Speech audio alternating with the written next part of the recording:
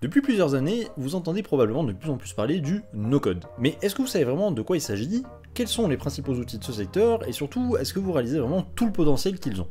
Je m'appelle Thomas, je suis le fondateur de NoCodable, la première marketplace de formation en ligne 100% dédiée aux outils no-code, et dans cette vidéo, je vous explique tout. Avant toute chose, commençons par la base, le no-code, c'est quoi? Le no-code, c'est un terme qui regroupe tous les outils qui vous permettent de réaliser des choses qui, auparavant, auraient nécessité des compétences en codage informatique. Parce que oui, un site web sans le no-code, en réalité, ça ressemble à ça. Autant vous dire que déjà, il faut savoir le faire, mais surtout, ça prend du temps, beaucoup de temps.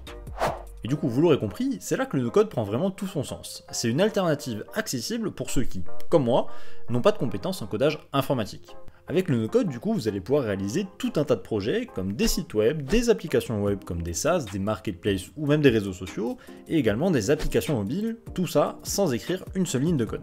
Et au-delà de son accessibilité, le no-code c'est également un excellent moyen pour gagner du temps dans la création de vos projets. On attend encore une étude sérieuse sur la question, mais on a tendance à estimer qu'un projet réalisé en no-code prend entre 5 et 10 fois moins de temps qu'un projet réalisé en full code. Et donc c'est un excellent moyen à la fois pour les entrepreneurs et pour les développeurs de créer des projets rapidement et à budget réduit. Parce que oui, j'ai bien dit à budget réduit, puisque une application mobile réalisée en full code vous coûtera au bas mot 10 à 20 000 euros, alors qu'une application réalisée en no-code, faite par vous ou par quelqu'un d'autre, vous coûtera beaucoup moins cher. Mais alors, le no-code, concrètement, comment ça marche? En général, la plupart des outils no-code reposent sur 4 grands concepts. Premier concept, c'est le système d'éditeur visuel et de glisser-déposer, aussi appelé drag and drop.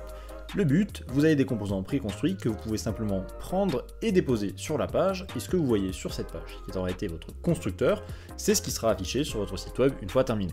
Et ça, c'est un énorme avantage, c'est que c'est plus facile de savoir où vous en êtes et ce que vous construisez quand ça ressemble à ça, plutôt que quand ça ressemble à ça. Bouton, formulaire, input, slider, en règle générale, les plateformes no-code mettent à disposition tous les composants dont vous avez besoin pour construire à peu près n'importe quel type d'application. Deuxième concept, les templates. Les templates, ça peut être à la fois des apps, des pages ou tout simplement des composants qui ont été préfaits pour que vous puissiez les réutiliser.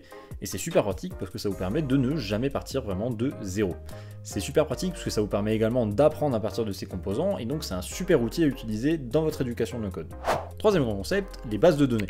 Alors évidemment, les bases de données, c'est pas un concept qui est propre au no-code, mais c'est quand même super important à avoir en tête et surtout à bien comprendre. Les bases de données, ça va être le cerveau de vos applications, de vos sites web, et il faut vraiment bien maîtriser cet aspect-là. Quatrième grand concept, et sûrement un des plus importants, ce sont les workflows.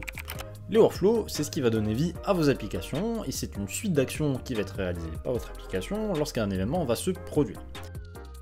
Quand on parle d'événement, ça peut être quelque chose de très simple, comme lorsqu'un utilisateur va appuyer sur un bouton. Votre utilisateur appuie sur ce bouton, ce qui va déclencher telle suite d'actions. Ok, maintenant que vous avez une idée à peu près claire de ce qu'est le no-code, on va pouvoir entrer dans le dur et parler des deux grandes familles d'outils no-code. Première famille d'outils, ce sont les outils de développement. C'est avec ces outils-là que vous allez pouvoir créer des choses avec notamment des interfaces, comme des sites web, des applications web ou encore des applications mobiles. Par exemple, si vous souhaitez créer un site web, je vous conseille d'aller voir du côté de Webflow ou du côté même de Card, qui sont deux créateurs de sites web qui fonctionnent très bien. Si vous souhaitez créer un SaaS, une marketplace, un réseau social, vous pouvez tout simplement vous diriger du côté de Bubble ou encore de Softer. Petit exemple, la marketplace que je suis en train de construire qui s'appelle NoCodable est créée à 100% sur Bubble. Petite voix off parce que je me rends compte au montage que je n'ai pas parlé des applications mobiles. Alors évidemment, si vous souhaitez créer une application mobile, je vous conseille d'aller voir du côté d'Adalo ou encore de Flutterflow, c'est les deux meilleures options pour créer des apps mobiles.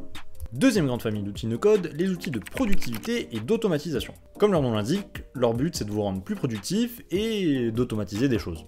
En termes de productivité et d'organisation, vous avez évidemment le plus connu qui reste Notion, mais vous en avez également d'autres comme Miro, qui est un super outil de collaboration. Pour ce qui est des outils d'automatisation, vous en avez tout un tas, mais les plus connus ça reste quand même Make et Zapier.